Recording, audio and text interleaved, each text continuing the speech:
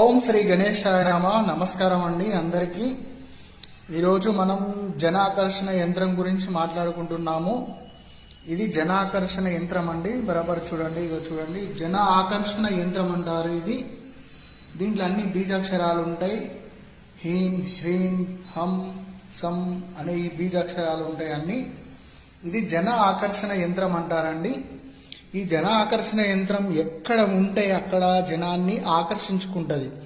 కాబట్టి మనం పెట్టుకోవలసింది ఎక్కడెక్కడ అని అంటే షాపుల్లో, బట్టల షాపులో, మీరు ఏదైనా ఒక వ్యాపారం చేసే స్థలంలో ఈ జనాకర్షణ యంత్రం పెట్టండి. మళ్ళీ ఇంటి లోపల, మీ దేవాలయం లోపల కూడా మీరు ఈ జనాకర్షణ యంత్రాన్ని మీరు పెట్టి పూజించడం వలన మీరు ఎక్కడికి పోయినా కూడా మీ శత్రువులు కూడా మీకు అనుకూలంగా ఉంటారు. మీకు జనాకర్షణ ఉంటుంది. మీరు ఏదంటే అది మీకు జరుగుతూ